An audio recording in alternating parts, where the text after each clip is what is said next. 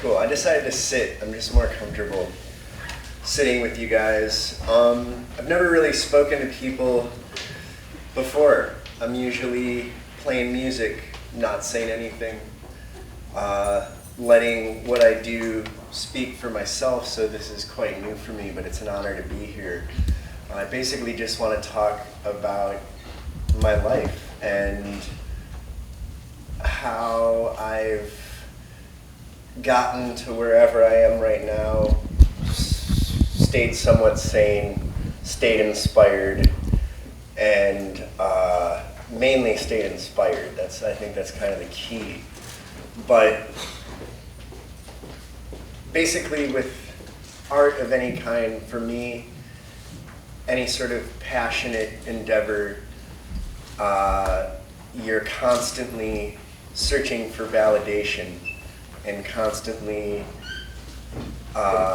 trying to figure out this right code or this right equation to make something pop out for yourself. And in the last, I don't know, maybe decade, since the start of social media, reality TV, the internet, digital, everything being connected at every moment of every day, it's turned into kind of a free-for-all. It's really all the rules have crumbled, and it's the Wild West. You know, it's like, for instance, 15 years ago, putting a vinyl record out was like a mystery. There was like something magic behind it. It was like, how do we get there? How does a label care about you? How is this made? Like, wow, these people, these musicians are so separate from us. There's like this enigma behind music. And then with digital music and software and technology, it became very easy for anybody to start creating. So it became very saturated, for better and for worse. And then it became this kind of thing where people were looking for a personality and an artist rather than looking to a label to guide them. So all of a sudden, you could be a musician, you could tour all over the place, but you never had to release a record. You just had to have somebody that wanted to hear what you were doing. So it created this platform with no rules and so much opportunity. But at the same time, it created this pressure that I don't think is still really understood. It applies to, I don't want to say normal is not the right word, but it's like you have people that are on Facebook trying to push their passion or push their business or push their art or push their band or whatever. And you have people who are on Facebook to be on Facebook. And nothing is wrong with either. It's just the same pressures apply whether or not you're an artist or pushing a business, or you're just somebody talking about your last holiday or your wedding. Like, you have this platform as a mirror, and the reactions you get it affects you no matter what, you know. So there's this pressure to perform. I don't know if you guys ever saw this TED Talk. I wish I could remember the name of the woman, but she wrote Eat, Pray, Love, and it's about the kind of pressures of being a creative. I don't know, has anyone heard this talk before? Yeah, I love this talk. This talk really helped me when I heard it, because I think it applies to everything, you know. It can give somebody who's constantly been pursuing something passionate, something to put them at ease and maybe understand their frustration, and then somebody who's always been afraid to maybe dive into something creative, it can give them the inspiration to start. So I think it's a really great talk, but it basically talks about the pressures of being a creative and the need to be validated, and then the pressures of what happens when you receive this validation, and then you are also normal. So you're going through this cycle of one moment, somebody's like, can I get your picture? You changed my life. I listened to this record, and then it's like, do the dishes, take the dog for a walk. Why didn't you meet me? Why were you late? So it's like, whether or not it's your ego saying like, I'm too good for this, or it's just intense to go through different social dynamics really quickly, I think it affects you.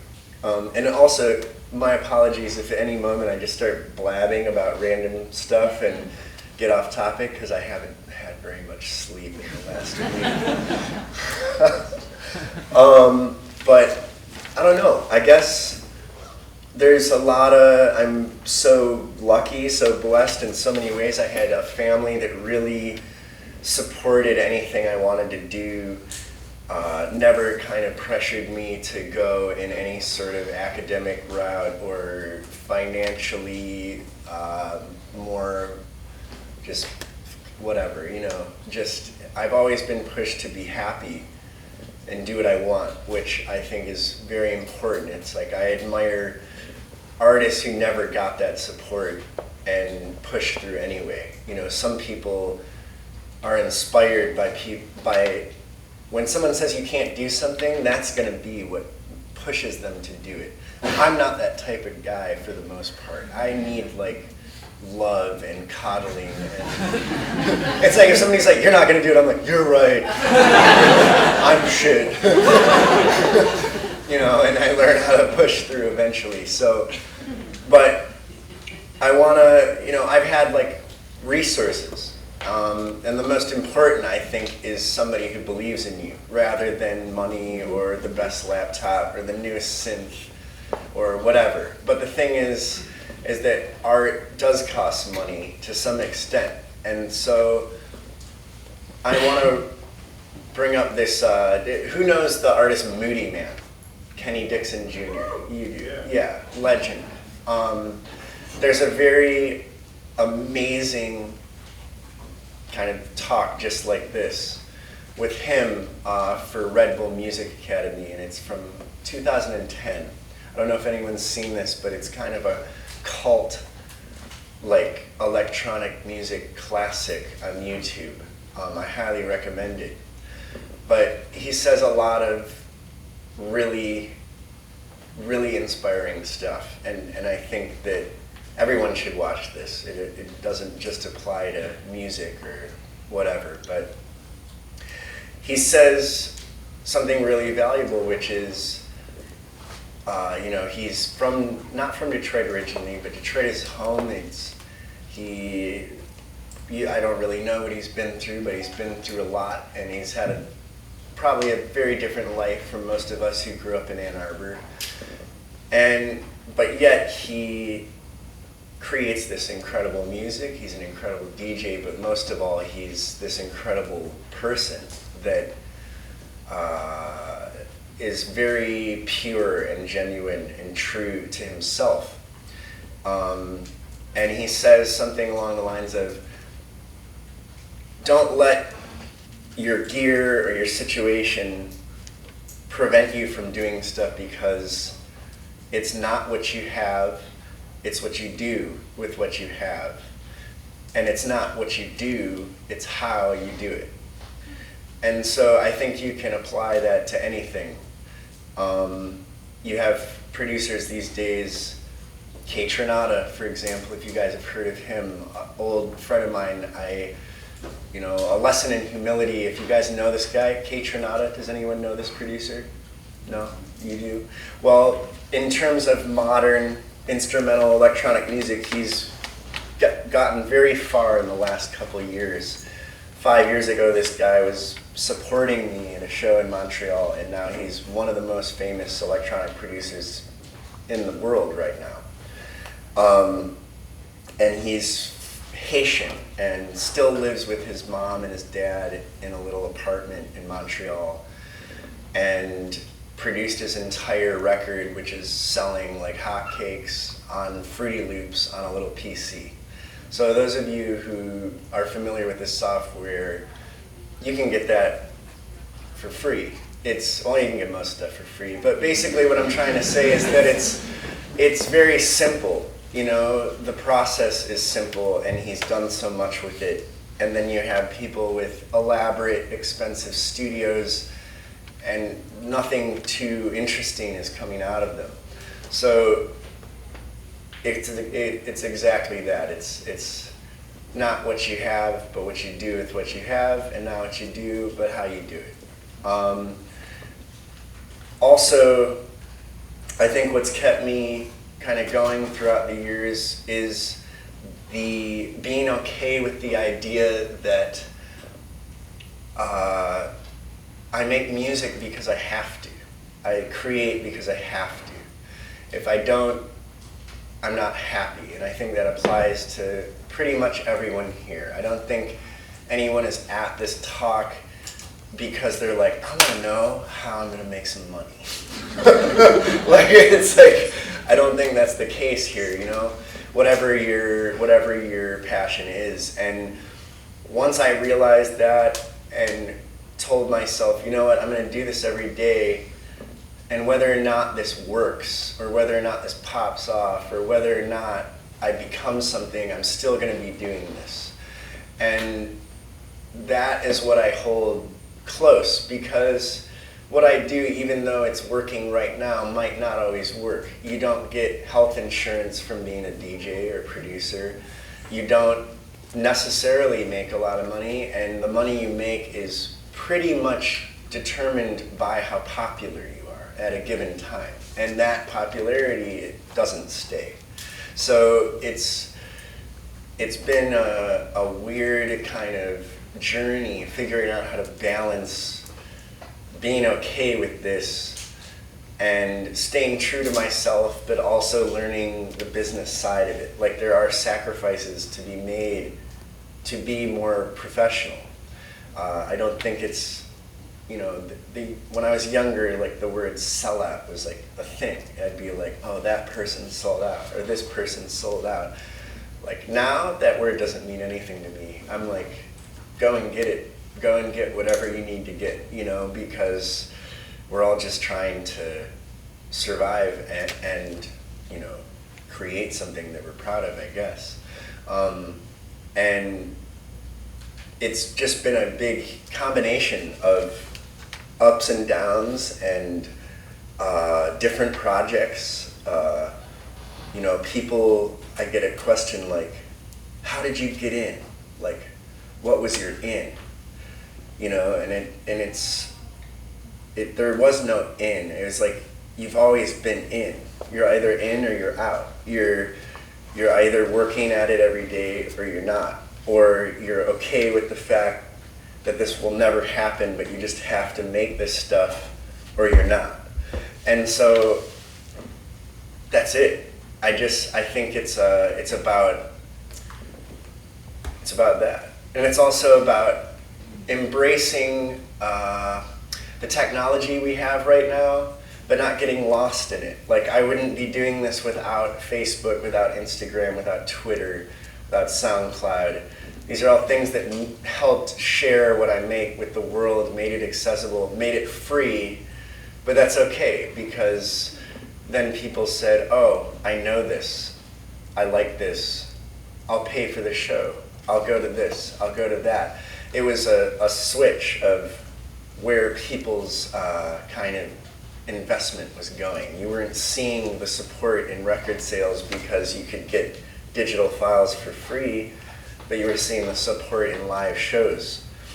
And where am I going with this? Yeah, social media. So it's important to not get lost in it. I think that back to the whole mirror and validation thing, we base everything on these statistics. And I think the truest relationships formed and my proudest accomplishments were kind of formed old school.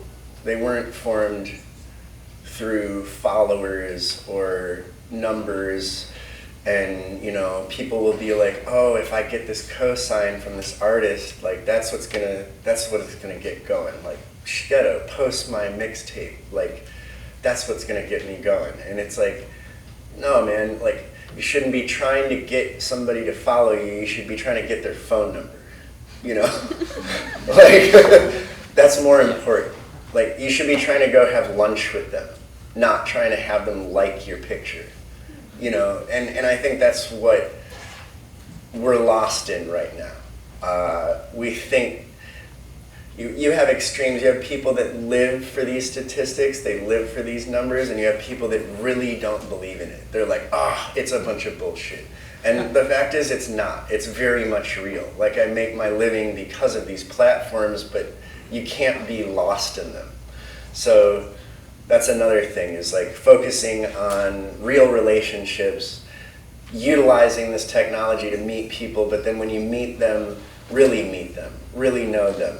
Like, have lunch with them before you ask them for a remix. Like, learn their last name, get their phone number, just do what we used to do, but use the technology to get there. Let's see. I don't know. How's it going? You guys bored yet? Cool. Yeah, also I think it's about finding a balance with how you want to have your art be perceived, or whatever you're working on, and how to remain yourself and give back. Being a solo performer, it's very narcissistic, it's very selfish in so many ways. It's hard to be like me all the time. I'm doing this, check it out. So I think it's important to, at least for me, I try to find out ways to make it less about me. And I think being here is kind of one of those ways.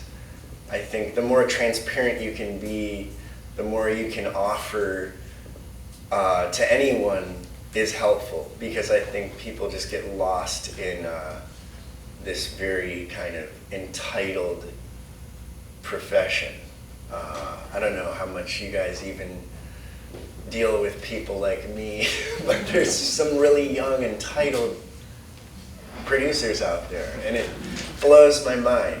And I'm just like, man, like we'd be so much further if you guys could just kind of see how linked everything is. That you're the person on stage, but somebody booked you, and somebody is running the venue, and somebody is working the sound, and somebody is working the lights, and all these people that are here paid to get in. So it's kind of, it's the whole intermittent concept. It's like, the more you see how much the big picture is about not just you, the more you can accomplish. You might be really famous and go to a venue, and everyone at the venue is on their hands and knees waiting to your every need, but they hate you. and when you leave, they go, oh man, that guy, so-and-so, fuck that guy, like, what a diva. We don't ever want him back, or her. And then when they come back, it's not, the vibe isn't right. But if you treat everyone like humans, because we all are, it creates a much more positive energy that I think goes beyond just a successful show or a successful exhibition or whatever. And the more people that feel inspired by each other and trust each other and care about each other and create together, just the more stuff we can get done.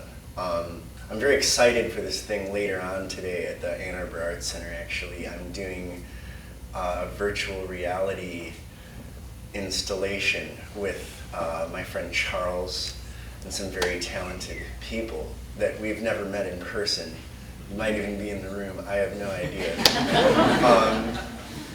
But it's really about quickly coming up with something that we're passionate and interested in with very quickly with and seeing how it seeing what happens. And it's like we just don't know what's going to happen. For all we know, we could work on a huge project a year from now, or maybe it doesn't work and we get inspired in some other way. We're like, oh, we could have done that better.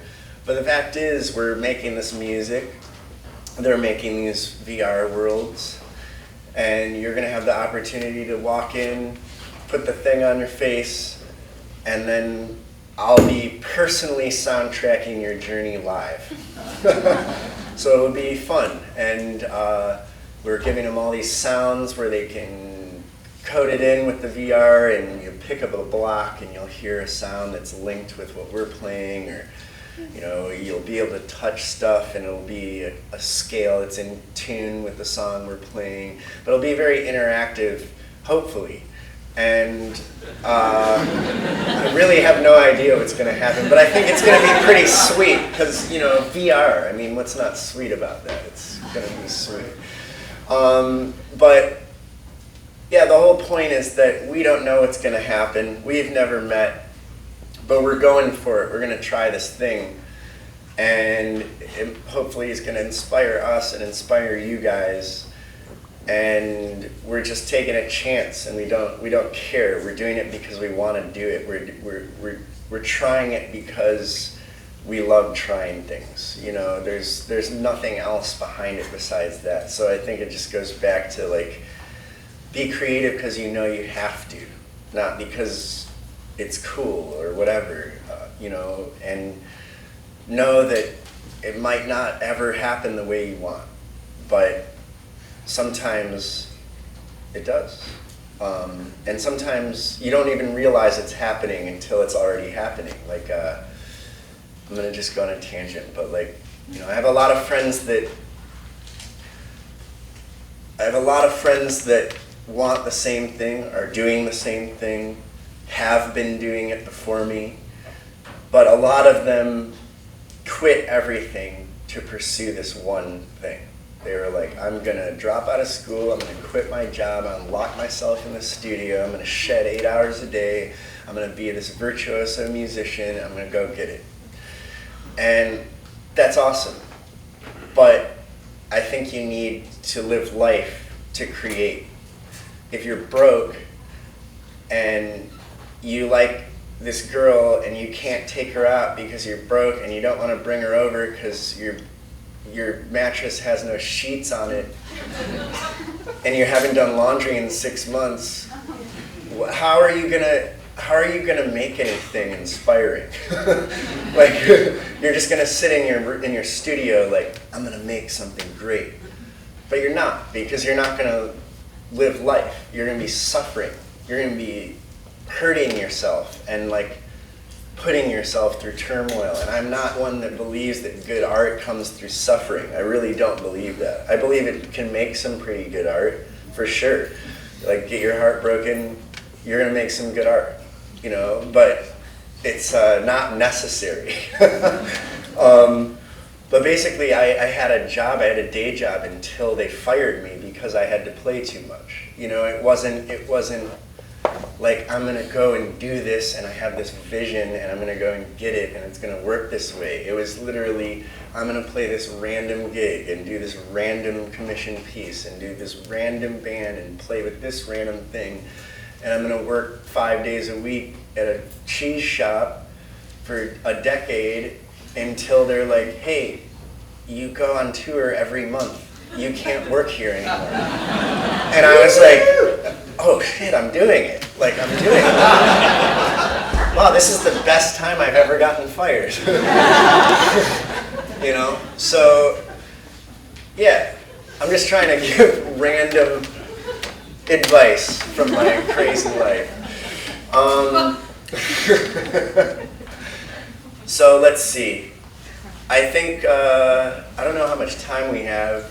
If you guys have any questions, I'm down to do that. I don't know if there's been much Q&A so far today, but I guess the thing I'll leave with is recently I've been really questioning everything I'm doing. Recently I'm 33 right now. I've been working on this project for about 10 years. I've been making my living doing solely music and this project for 7 years. And when I go to my shows now, I feel old. Like, I really do. And I know that I can't do the same thing when I'm 43. And so I've been really stressed out. But I've been stressed out about things that I don't understand yet. Things that I don't even know are gonna come. It's just this fear, this like, oh my God, I can't be playing in this club for this age demographic when I'm 43 years old. Like, what am I gonna do? I was talking to a friend of mine and inspiration of mine and label mate of mine, Matthew Deere, about it. And he said something really amazing, which was, don't let the normalities of success trick you into thinking anything has to change, which is not what I expected him to say. Most people are like, don't get too comfortable. Always push harder. Always be growing. Always be changing. You know, don't think it's all good, because it's not. You know, it's like, that's kind of the advice you get usually. And he was just like, no, man, don't let the normalities of success trick you. So that's what I'll leave with. It's like, if things are going good, they might just be going good. So enjoy it and be passionate.